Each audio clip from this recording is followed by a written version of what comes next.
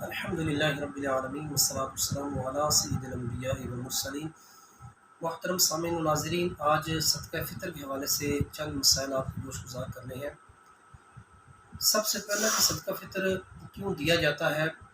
صدقہ فطر کے بارے میں امام الانبیاء صلی اللہ علیہ وسلم کی حدیث پاک مفہوم ہے کہ تمہارے روزے کے اندر کوئی کمی کوتاہی رہ گئی ہے، کوئی خرابی رہ گئی ہے، تو صدقہ فطر دینے سے وہ خرابی ٹل جاتی ہے۔ وہ صدقہ فطر اس خرابیوں کا، روزے کے اندر ہونے والی کوتاہیوں کا کفارہ بن جاتا ہے۔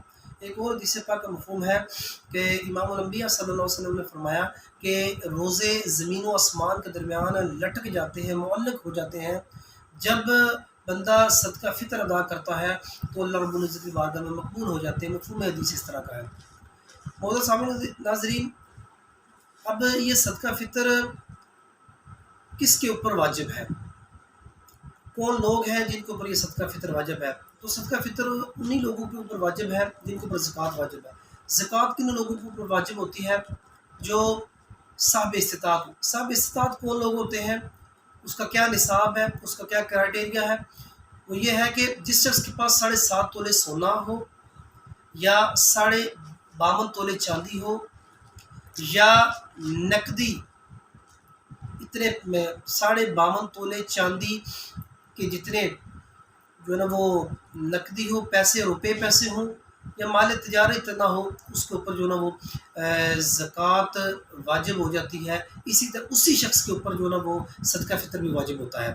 لیکن صدقہ فطر اور صدقہ زکوٰۃ میں فرق صرف یہ ہے کہ صدقہ جو زکوٰۃ ہوتا ہے، زکوٰۃ کے اندر مال کے اوپر سال کا گزرنا یہ شرط ہوتا ہے، جبکہ صدقہ فطر میں اس طرح کی کوئی صورت نہیں ہے۔ جب بھی انسان کے پاس تقریباً فی زمانہ تقریباً 87 سے 90 ہزار کے قریب جتنی کسی شخص کے پاس مال موجود ہو، تو ایسے شخص کے اوپر جو ہے نا وہ صدقہ فطر واجب ہو جاتا ہے، صدقہ فطر ادا کرنا ضروری بن جاتا ہے۔ اگر کسی شخص کے پاس تھوڑا سا سونا ہے، تھوڑی سی چاندی ہے اور چند روپے ہیں، اگر ان سب کو ملایا جائے تو وہ تقریباً 87 سے 90 ہزار کے درمیان بن جاتے ہیں، تو وہ شخص بھی جو ہے نا وہ صدقہ فطر اس کے اوپر بھی لازم اور واجب ہو جائے گا۔ معزز سامعین و ناظرین، ایک بات یہاں پہ یہ یاد رکھنے والی ضروری ہے کہ صدقہ فطر کس کے اوپر واجب ہے۔ ایک تو یہ جو شخص صاحب استطاعت ہے، دوسرا ہے کہ جو گھر کا ایک ہر شخص اپنی طرف سے صدقہ فطر ادا کرے گا، اور اپنی نابالغ اولاد کی طرف سے اس کے اوپر صدقہ دینا یہ واجب اور ضروری ہے۔ اپنی بیوی کی طرف سے صدقہ فطر دینا واجب نہیں ہے، اس طرح اپنے بالغ بچوں کی طرف سے صدقہ فطر دینا واجب نہیں ہے، وہ خود اپنی طرف سے جو ہے وہ ادا کریں گے۔ اسی طرح اگر کسی شخص کا والد موجود نہیں ہے، فوت ہو چکا ہے، تو والد کی جگہ دادا جو ہے نا وہ صدقہ فطر ادا کرے گا۔ کسی کا دادا اور والد دونوں موجود نہیں ہیں، تو جو بیوہ ہے عورت، وہ اپنے بچوں کی طرف صدقہ فطر ادا نہیں کرے گی۔ اس کے علاوہ معزز سامعین و ناظرین، صدقہ فطر کے لیے اب سوال یہ ہے کہ صدقہ فطر جو ہے نا وہ کیا چیز دیا جائے، کتنا دیا جائے گا۔ صدقہ فطر کے لیے یہ ہے کہ شریعت نے جو ہے نا وہ 4 نصاب مقرر کر دیے ہیں، تو اس نصاب کو، اس وزن کو سامنے رکھتے ہوئے صدقہ فطر ادا کرنا چاہیے، جس میں ہے کہ تقریباً اندازے کے مطابق 2 کلو کھجور، جس میں سب سے پہلا جو ہے نا وہ نصاب ہے 2 کلو گندم یا 2 کلو جو ہے نا وہ آٹا صدقہ فطر کا نصاب ہے۔ وہ تقریباً فی زمانہ 130 روپے یا 170 روپے، یہ مختلف علاقوں کا، ہر شخص جو ہے نا وہ اپنے علاقے کا اس ریٹ پتہ کر لے کہ 2 کلو گندم کا کتنا ریٹ ہے، تو یہ ایک شخص کا صدقہ فطر بنے گا۔ دوسرا ہے 4 کلو جو، 4 کلو جو بھی تقریباً 480 روپے کے لگ بھگ بنتے ہیں، ہر شخص پھر اپنے علاقے کا اندازہ لگا لے۔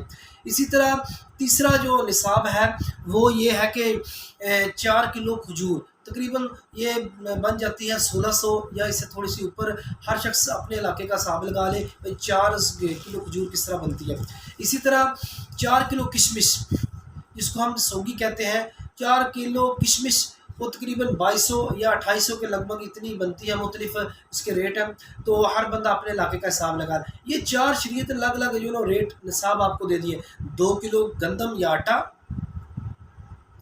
4 کلو جو، 4 کلو کھجور، 4 کلو جو ہے نا وہ کشمش۔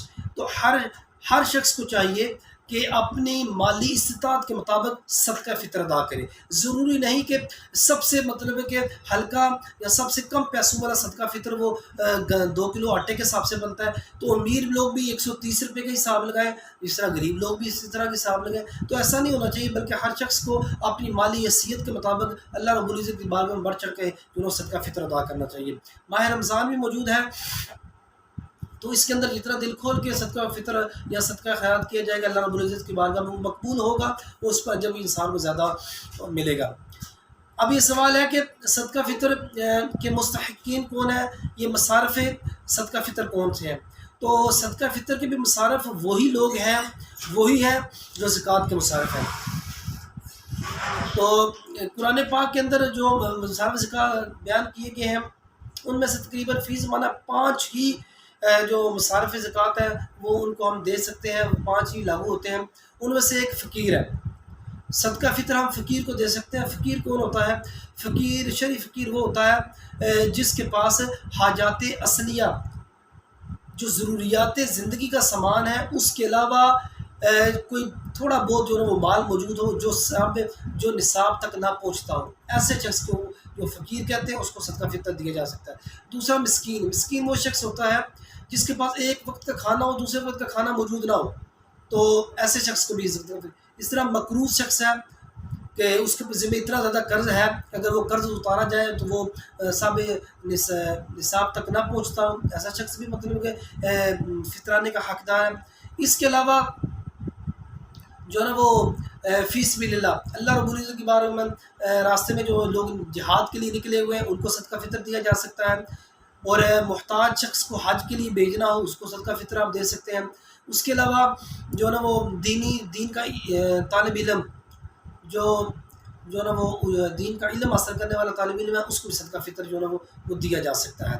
تو اس طرح مسافر ہے، اس کو بھی صدقہ فطر دیا جائے. اگرچہ مسافر تقریباً وہ 92 کلومیٹر کی مسافت سے گھر سے نکلا ہو یا اس سے زیادہ کے سفر پر نکلا ہو، اور گھر میں اگرچہ وہ مالدار ہو، راستے میں اس کا مال لٹ جاتا ہے یا مال ختم ہو جاتا ہے، ایسا شخص مسافر، اس کو بھی صدقہ فطر دیا جا سکتا ہے. تو معزز سامعین ذوالفقار، یہ جو 5 لوگ ہیں، 5 مصارف ہیں، ان کو صدقہ فطر جو ہے نا وہ دیا جا سکتا ہے. اس کے علاوہ جو ہے نا وہ ایسے کون سے لوگ ہیں، میں باقاعدہ کوشش کروں گا کہ ایک نام لے کے آپ کو بتا دوں کہ جہاں پہ ہم صدقہ فطر نہیں دے سکتے. تو وہ کون سے لوگ ہیں؟ ان میں سے ایک ہے ہاشمی سید، ہم اس کو جو ہے نا وہ صدقہ فطر نہیں دے سکتے.